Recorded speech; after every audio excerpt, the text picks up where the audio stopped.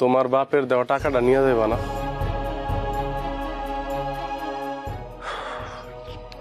এইখানে একটা 10 লাখ টাকার চেক আছে, আমার ব্যবসার প্রথম পাওয়া। জানবো মাঝে মধ্যেই যে আমি কইতাম ঢাকা শহর যাই দালালের কাছ থেকে টাকা উঠানোর জন্য, ইটালি যাবো যে এই টাকা মাইর খাইছি। আমি আসলে কোন দিন বিদেশ গেলে টাকাই জমা দিই নাই। বিদেশ যাওয়ার প্রতি আমার কখনো মোহ কাজ করে নাই, কারণ আমি চিন্তা করতাম বিদেশ গেলে আমার বাপ মারা বোনটার কি হইব, আমার মার, তোমার। বিদেশ গেলে আমি অনেক টাকা পামু, অনেক কিছু দেখমু, সব কিছু পামু, বড় বড় দালান কোটা দেখমু। তোমারে দেখমু কেমনে বউ? আমার মারে, আমার বোন রে আমি প্রথম থেকেই চাইছি ব্যবসা করি, দেশে থেকে 2 টাকা কম ইনকাম হোক। তারপরও আমার আত্মীয় স্বজন, আমার দেশ, আমার বন্ধু বান্ধব সবাই লোকে মিলা থাকি।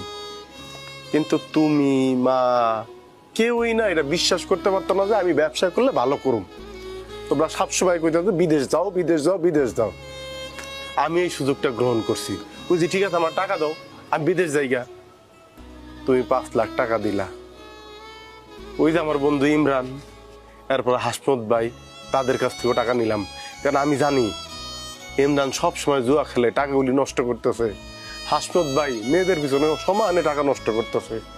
তাদের কাছ থেকে কিছু টাকা নিলাম, নিয়ত করলাম যদি ব্যবসায় ভালো করতে পারি লাভে তাকে টাকা দিয়ে দিব। মাঝে মধ্যে তুমি করে সারা ঢাকা শহর যাইতাম। আমি মূলত রাজশাহী থেকে আম আনতাম, লিচু আনতাম। আল্লাহ আমার দিকে মুখ তুলা চাইছে। 15 লক্ষ টাকা ব্যবসা করছি আমি। এই আমি আছে 10 লাখ। জানো, একটা মানুষ সফল হইব কিনা ব্যর্থ হইব এটা সবচেয়ে বেশি নির্ভর করে তার পরিবারের সদস্যগুলি তারা কতখানি সাপোর্ট দিতেছে তার উপর। একটা ছেলে ভালো ছাত্র নাই হইতে পারে, একটা ছেলে চাকরি নাই করতে পারে, সে যে ভালো ব্যবসায়ী হবে না এটা কিন্তু বলা যাবে না। জানো বউ, যতবার তোমার কাছে কইছি ব্যবসা করবো, ততবার তুমি আমার মুখ দেখছে, নানান কথা শুনাইছো। মা কইছে তোর মতো বাবেন মারি দিয়ে হইব। আমার মধ্যে জিদ আছিল যে আমি পারবই। আজকে জানো ঢাকায় আমার আন্ডারে প্রায় 8-9 জন কাজ করে। তার গো রিজিকের উসিলা আল্লাহ আমারে বানাইছে। এই টাকাটা চাইলে আমি ক্যাশ উঠে নিয়ে আসতে পারতাম, কিন্তু আমি আনি নাই। তুমি মা ব্যাংকে যাইবা, টাকাটা তোমরা নিজ হাতে উঠাইবা, আর আমি এইরকম বুক ফুলায় টাকা থাকবো। কম দেখছো বাদাম না ব্যবসা করে ঠিকই টাকা উঠাইছে। আমি যদি বিদেশ যাইতাম হয়তো টাকা পাঠাইতাম, তুমি মা আবার ব্যাংকে যাইতা টাকা উঠাইতা, কিন্তু পিছনে ঘুরে তো আমারে দেখতা না গো বউ। আমি হয়তো ততক্ষণ মরুভূমিতে থাকতাম। আমি খুবই দুঃখিত যে তোমার কাছে আমি সবকিছু লুকাইছি, কারণ আমি বাধ্য হয়েছিলাম, কারণ তোমরা তোমার উৎসাহ দিতা না, তোমরা আমার প্রথমই আটকে দিতা। তুমি যদি এই চেকটা হাতে নাও, আমি মনে করি এটা আমার একটা বড় পাওয়া হইব। এরপরও যদি তুমি আমার ছাইরা যাইতে চাও আমার কোনো আপত্তি নেই, নাও বউ, চেকটা ভাঙ্গায়ও।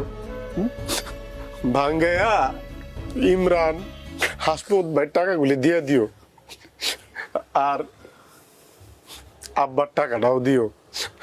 তোমার আব্বার কিন্তু শুধু 5 লাখ দিও না, তার কিন্তু 5,70,000 টাকা আইছে। আমি হিসাব করছিলাম, লাভের অংশ হিসাব করলে 5,70,000 হয়। সবাই লাভের টাকা 100 টাকা ফেরত দিও বউ।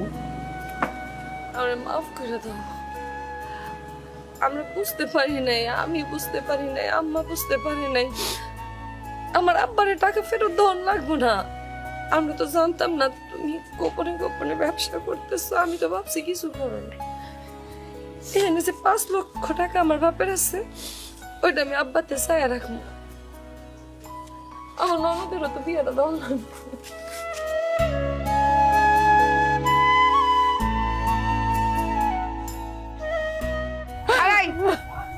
যান, আপনারা যান তো যান, মেজাজ খারাপ লাগতেছে, আপনাকে টাকা ফেরত দিয়ে দিমনে যান।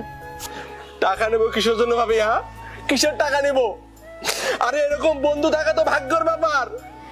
বন্ধু, আমরা কেউ টাকা নিব না, তোর ব্যবসায়ী পার্টনার হবো। তোর সামনে কথা দিতেছে বন্ধু, আর জীবনে জুয়া খেলবো না, জুয়া খেলে টাকা নষ্ট করবো না বন্ধু। আমরা যেন গর্ব করে বলতে পারি আমরা ব্যবসা করে খাই। কি বলেন ভাই? রবিউল, বড় ভাই হিসাবে বলি, তোমার বন্ধু হিসাবেই বলি, আমি একটু অন্যরকম আছি আর কি। এখন থেকে আর এরকম হবে না ভাই। তোমার এই উদ্যোগের সাথে আমি আছি, আমরা আছি। আরো টাকার দরকার হলে ব্যবস্থা করে দিব, আমাদেরকে সাথে রেখো, আমরা আছি তোমার পাশে। চলেন ভাই, বলি কথা দিচ্ছি আর দোয়া গেলুম না। আম্মা ভুল বুঝছি বাবা। 10 লক্ষ টাকার চেক আম্মা, তুমি বলো নাই কেন মা? আমার পোলা ব্যবসা করে এত টাকা পাইছি। আমি বিদেশ যাবো না, তোমাকে লগেই থাকবো, এই দেশেই ব্যবসা করুম। এখন থেকে তুমি আর আমার কেনা জামাই না, এখন থেকে তুমি আমার ভালো জামাই। আর কেউ তোমার কেনা জামাই করবে না। আমার ভালো পোলা।